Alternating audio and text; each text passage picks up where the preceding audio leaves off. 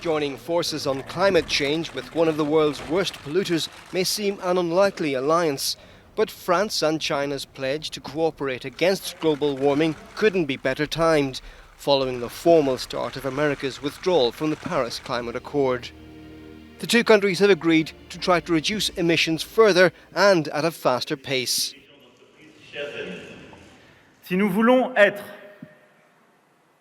If we want to be in compliance with the Paris Agreement, we will need to enhance our commitments to reduce emissions next year, and we must confirm next year new commitments for 2030 and 2050.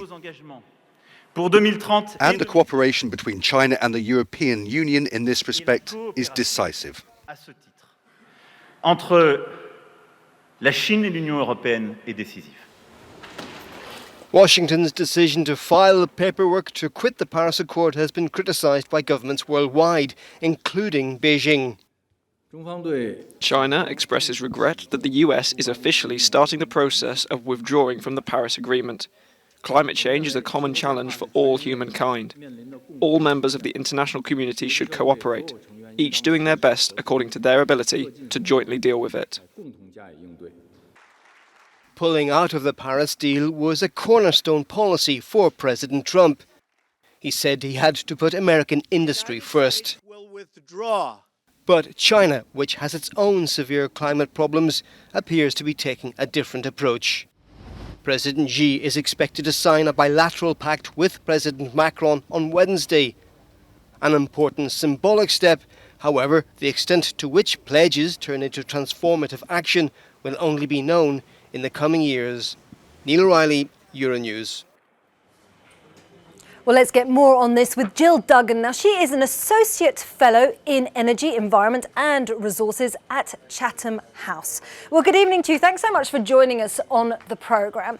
Well, in some respects, if we take a different take on this, we could say that at least we know where Donald Trump stands on climate change. So if we look at China, the world's biggest emitter, and it's expected to pledge that on the irreversibility of climate change. But if we look at its commitments so far, is it keeping up with the commitments it should make to that Paris Accord?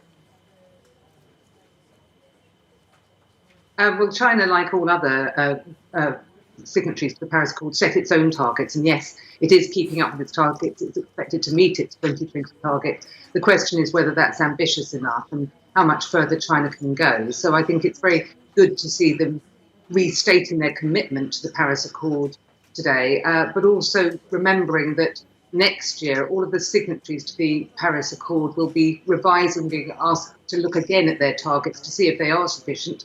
And we know that they're not sufficient at the moment. So I think looking to put pressure on countries around the world to increase their commitment. And I think we've all understood, at the moment we've got fires raging in California. There's increased storms, the tornado in Japan recently. The evidence of climate change is becoming ever more apparent.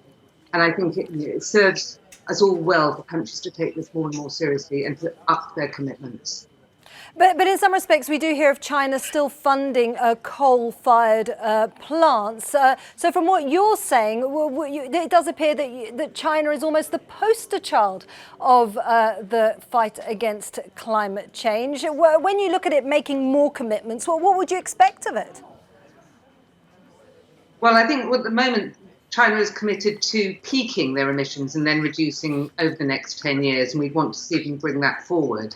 And ironically, although they are the biggest burner of coal today, although in historic terms the US is the biggest contributor to climate change, but today China very much is, but they're also the biggest investor in solar technology. So, it's trying to get things on the right track to make that transition more quickly, and remembering that, if you look at the GDP per capita of the US and China, then China is a country with a huge population who've been trying to develop at the same time as facing that climate crisis. And we want them to make that transition faster and more effectively, but they're also absolutely vital for the global success of tackling climate change.